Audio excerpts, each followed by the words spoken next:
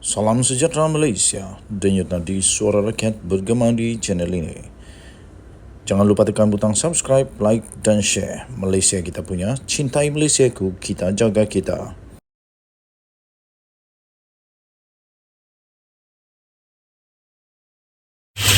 Salam sejahtera Malaysia, denyut nadi suara rakyat terus bergema di channel ini. Tuan-tuan dan puan-puan yang dihormati sekalian, nampaknya Tun Mahathir sekarang dalam masalah. Dalam masalah besar. Sekejap, kita tunggu sekejap.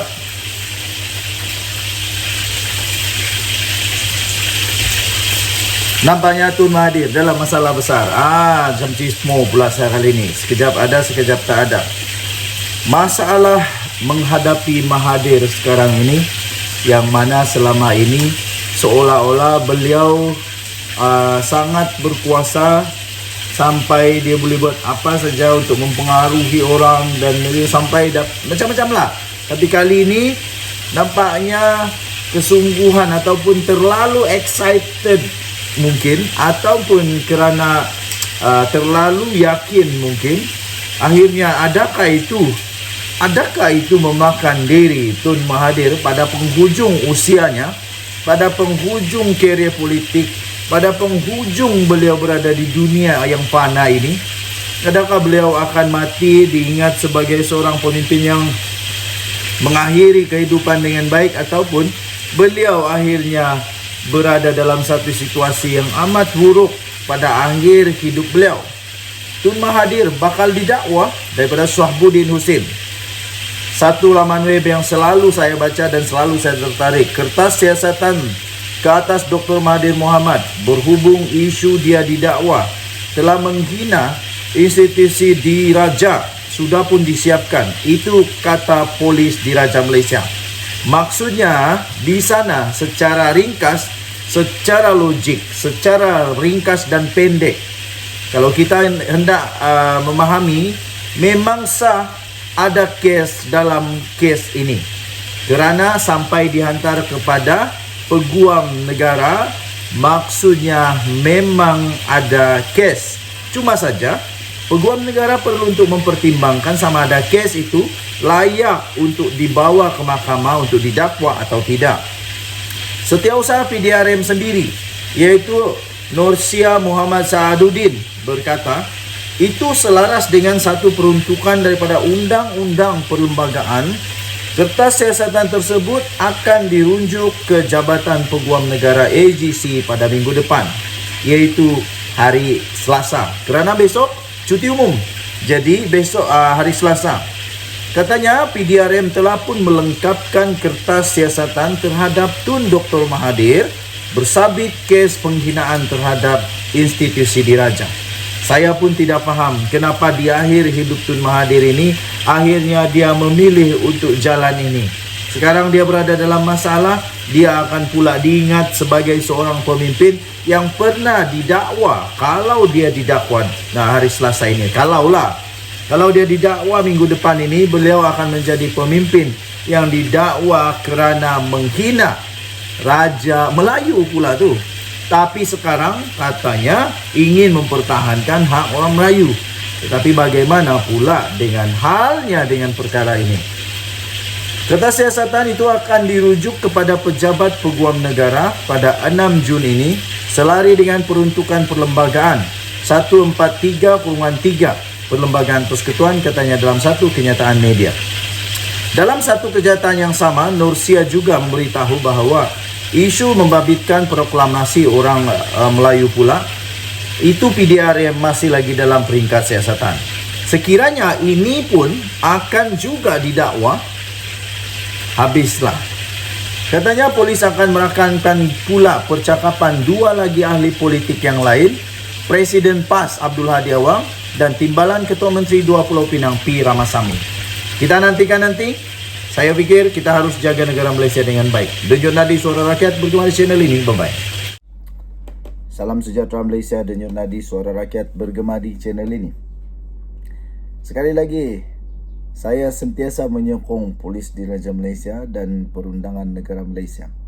Bagi anda yang tak suka dengan undang-undang Malaysia, boleh keluar dari Malaysia. Pertama. Kedua, bagi anda yang hanya bercita-cita untuk menghancurkan undang-undang di Malaysia, hanya untuk membuat huru-hara di Malaysia, lebih baik keluar Malaysia, jangan tinggal di Malaysia. Negara Malaysia negara yang cukup berdaulat. Okey. Jangan sampai buat kesalahan di Malaysia, lepas itu cuba pula mengugut lagi tu. Cuba pula mengugut polis. Ingat polis Malaysia apa? Penakut? Tidaklah. Polis Malaysia berani. Terbaik. Ini terjadi di Pulau Pinang. Sehingga Ketua Polis Pulau Pinang berkata, saya tidak akan tunduk dengan ugutan. Ketua Pulau Pinang, Ketua Polis Pulau Pinang, iaitu Kau Kok Chin, menyatakan dan beliau menyifatkan bahawa ugutan atau ancaman yang telah diterimanya daripada sindiket Along adalah merupakan perkara lumrah dan sentiasa dihadapi oleh polis dalam melaksanakan tugas membenteras jenayah. Dia berkata tidak akan tunduk dengan ugutan atau ancaman oleh mana-mana sindiket haram terhadapnya. Beliau turut berkata, sebagai Ketua Polis Pulau Pinang, berkata saya dan polis kontingen Pulau Pinang tidak akan berkompromi atau bersekongkol dengan mana-mana pihak yang menjalankan kegiatan haram yang menyalahi undang-undang. Demikian katanya dalam satu kenyataan pada semalam. Katanya pihaknya juga akan terus mengambil tindakan yang tegas terhadap mereka yang mengugut. Bagi mereka yang mengugut atau mengancam dirinya maupun polis kontingen Pulau Pinang. Mungkin kamu mau ugut polis, tapi kamu tahukah yang kamu ugut itu polis? Aduh, kalau budak kecil kena ugut, okey. Tapi ini ketua polis. Aduh, memang kamu kena lah kali ini. Kau berkata demikian bagi mengulas berhubung laporan polis yang tular mengenai dia telah menerima surat ugutan daripada sekumpulan Along yang mengugutnya agar tidak mengambil tindakan terhadap mereka. Difahamkan Ketua Polis Pulau Pinang itu menerima surat itu yang dihantar ke pejabatnya pada Khamis yang lalu. Menerusi surat itu, suspek telah memberi amaran agar kau dan pihak polis memberi kerjasama kepada mereka. Jika tidak, akan menyimbat cat, asid, malah turut mengugut akan bahaya ini, menembak kata mereka. Suspek turut mengugut mahu membakar kedai atau balai polis dan menerusi surat tersebut turut disertakan 6 keping wang kertas yang digunakan untuk sembahyang orang Cina mati bersama sekeping kertas nota. Wow, ini bukan alang-alang, ini bukan calang-calang ugutan ini. Polis semua penguat kuasa harus mengambil tindakan tegas terhadap ini.